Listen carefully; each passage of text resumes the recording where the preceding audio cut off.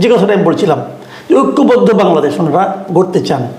আমি বারবার ফ্যাসিজম আর ফ্যাসিস্ট বলা পছন্দ করি না। আমরা ফ্যাসিজম এবং ফ্যাসিস্ট কাদের উদ্দেশ্য করে বলছি? আওয়ামী লীগকে উদ্দেশ্য করে বলছি। উনিও সেটা বলছেন যে আমি বারবার ওদেরকে এই নামে অভিহিত করতে চাই না।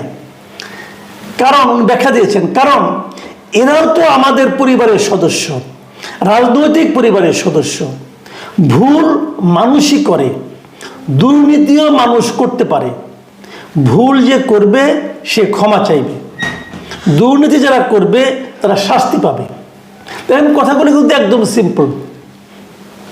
ওনার বক্তব্য হলো মানুষ মাত্রই ভুল করে, যারা ভুল করবেন তাদেরকে শাস্তি দিতে হবে। কিন্তু এই যে বারবার ফ্যাসিজম, ফ্যাসিবাদ এগুলো বলে বলে সমাজের মধ্যে যে একটা অস্থিরতা তৈরি করা, একটা অনৈক্য তৈরি করা, উনি এর বিপক্ষে আছেন।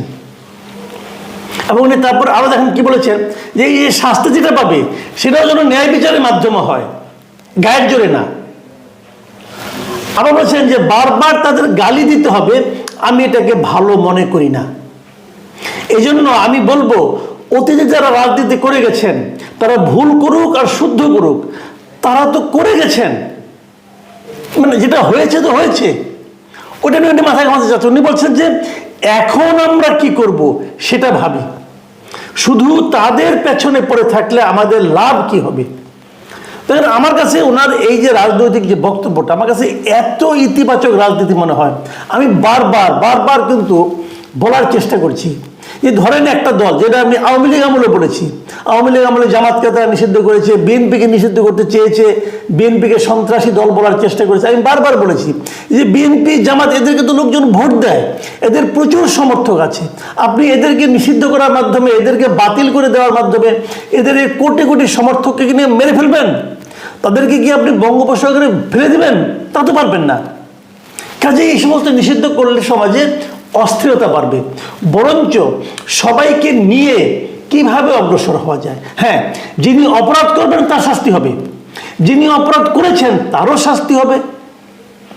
শাস্তি হবে, এই মানসিকতাটা পোষণ করতে হবে। দেখেন আমি একটা জিনিস বলি, ওনার শেষ কথাটা আমি একটু পড়ি, যে তারা যা কিছু করেছেন তার সাক্ষী জাতি হয়ে গেছে, জাতি বিচার করবে তাদের কি করবে না করবে। এখন কথা হলো জাতির জন্য আমরা কি করব। সিম্পল কথা ভাই, আমি এমন গঠনমূলক কথা এই জামাতের আমিরের কাছ থেকে শুনবো, এটা হয়তো অনেকে ভাবেন নাই, কিন্তু আমি মুগ্ধ হয়ে গেছি। উনি বলছেন যে তারা যেটা করছে এটা জাতি দেখছে, দেশের লোক দেখছে, এটা দেশের লোককে আমার আপনার নতুন করে দেখানোর কিছু নাই। এবং জাতি বিচার করবে তাদের কি, তাদের প্রত্যাখ্যান করবে, ইলেকশনে দাঁড়ালে তাদেরকে ভোট দিবে না, শেষ। আমাদের দায়িত্ব হলো এই জাতির জন্য আমরা কি করতে পারি। আমাদের কাছে ওদেরকে শাস্তি দেওয়া না, ওদেরকে শাস্তি জাতি দেখ, আমি আপনি এই দেশটাকে কি এবার সামনের দিকে নিতে পারি সেই চেষ্টা করতে হবে। দেখুন এই যে জামাতের যে বক্তব্যটা, আমি এটা বোধহয় ঐক্যের একটা আহ্বান দেখি। আবার বিপরীত দিকে দেখেন আওয়ামী লীগের অবস্থাটা কি। আওয়ামী লীগের চরিত্র বোধহয় চেঞ্জ হবে না, আমার যেটা মনে হয়। এটা যে কি চায় এটাই আমি বুঝি না। এখনো তারা কিন্তু নিজেদের ভুলটাই স্বীকার করতে চাচ্ছে না। তারা এখনো বলার চেষ্টা করছে এই যে ঘটনাগুলি ঘটেছে, 5ই আগস্টে তাদের পতন হয়েছে, জুলাই থেকে তারা যে মানুষকে নির্বিচারে হত্যা করেছে, যেটাকে আমরা গণহত্যা বলছি, সেটা যেটা করেছে, এর জন্য তারা এখনো কিন্তু ষড়যন্ত্র খুঁজে তারা যে কাজটা করেছে এটা তারা মানতে চায় না। এই যে মানসিকতা, এটাকে আপনি কি বলবেন?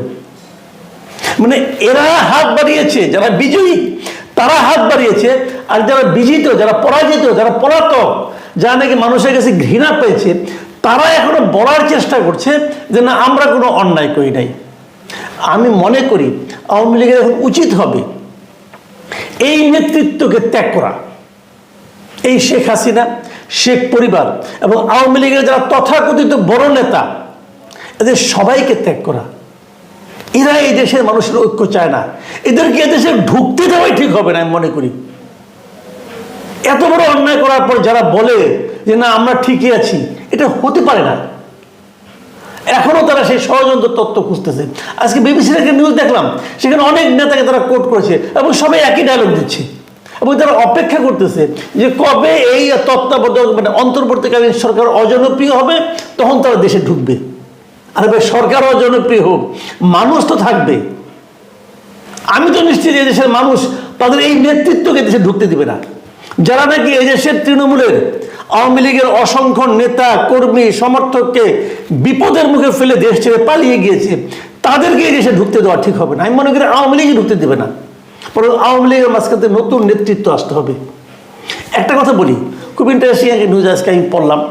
সেটা হলো দৈনিক মানব জমিনের যে একটা পত্রিকা আছে, সাপ্তাহিক পত্রিকা জনতার চোখ, সেখানে একটা রিপোর্ট ছাপা হয়েছে, কাজল ঘোষের লেখা, যে আওয়ামী লীগের পুনর্গঠন 2 শর্তে আটকে যায় সমঝোতার প্রস্তাব। মানে আওয়ামী লীগ নতুন করে আবার গড়ে ওঠার চেষ্টা করছিল তারা, এবং এবারও তারা আগের মতো ওই তাজউদ্দিন সাহেবের ফ্যামিলিকে রিকোয়েস্ট করেছিল, এবং সেটা তাজউদ্দিন সাহেবের ফ্যামিলি শেষ মুহূর্তে রাজি হয়নি। কেন হয়নি? তারা 2টো শর্ত দিয়েছিল, যে এই 2টো শর্ত মানলে আমরা রাজি আছি, আমরা চেষ্টা করব। শর্তগুলি কি কি? 1 নম্বর, যে বিপুল পরিমাণ অর্থ এই আওয়ামী লীগের লিডাররা বিদেশে পাচার করেছে সেটা ফিরিয়ে আনতে হবে।